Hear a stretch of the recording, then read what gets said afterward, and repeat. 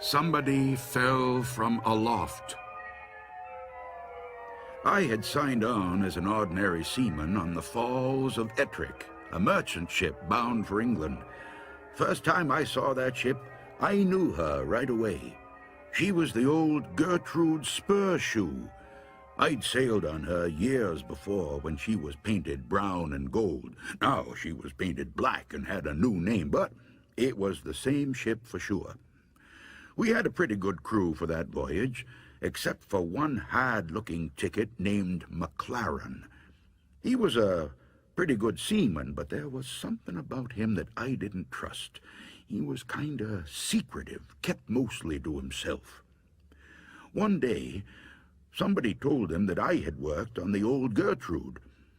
For some reason, he got all a-tremble over that. Then I catched him giving me all these ugly black looks, as if he was itching to knife me in the back. I guessed it had something to do with the Gertrude, but I didn't know what. Well, this one day we was trying to work our way through a dripping black fog. You'd scarcely know we had all the lights on, and it was dead calm. There wasn't a breath of fresh air. The ship just lay there, wallowing in a trough, a-rolling and a-rolling, going nowheres. I was standing my watch around midships, and McLaren was doing his trick at the wheel. The rest of the crew was scattered around one place or another. It was quiet as could be. Then, all at once, wacko! This thing hits the deck right in front of McLaren. He lets go a screech that turns my blood cold, and he falls down in a faint. The second mate starts yelling that somebody has fallen from aloft. Laying out there, just forward of the wheel, was someone or something dressed in oilskins with blood oozing out from underneath. The captain ran and fetched a big light from his cabin so he could see who it was. They kinda straightened him out to get a good look at his face. He was a big, ugly-looking devil, but nobody knew who he was or what he was doing up there. At least, nobody was saying. When McLaren came to from his faint, they tried to get something out of him. All he did was jabber away and keep rolling those big, wild-looking eyes of his. Everybody was getting more and more excited. We all wanted to heave the body overboard as quick as we could. There was something weird about it, as if it wasn't real. But the captain wasn't so sure about getting rid of it that way. Could it be a stowaway, he asked? But the ship was so filled with lumber we were carrying, there was no space where a living thing could hide for 3 weeks, which is how long we had been out. Even if it was a stowaway, what was it doing aloft on such a dirty day?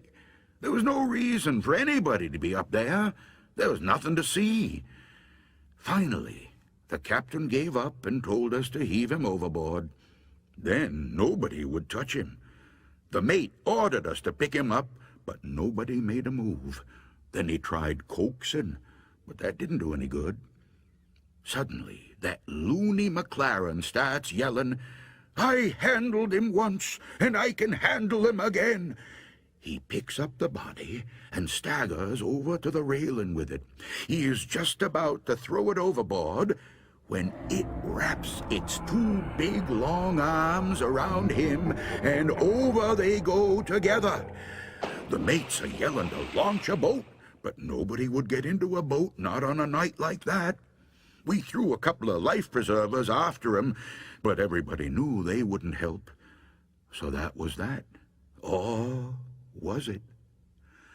The first chance I had to go home after that, I went right over to see old Captain Spurshoe, who was captain when the Gertrude was around. "Well," he says, "one trip these 2 outlandish men shipped aboard the Gertrude. One was McLaren, the other was a really big fella.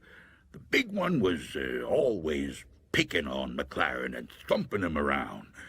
And McLaren was always talking about how he would get back at him. Well, This wet, dirty night, the two of them was up there alone, and the big one come flying down, killed himself deader'n a herring.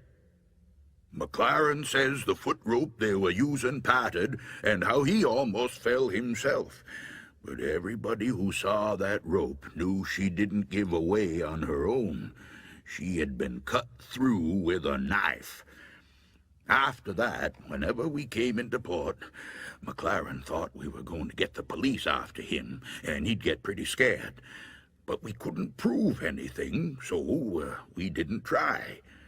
In the end, I guess the big fella took care of things in his own way. If he was a ghost that came back, that's what he was. If there be things like ghosts.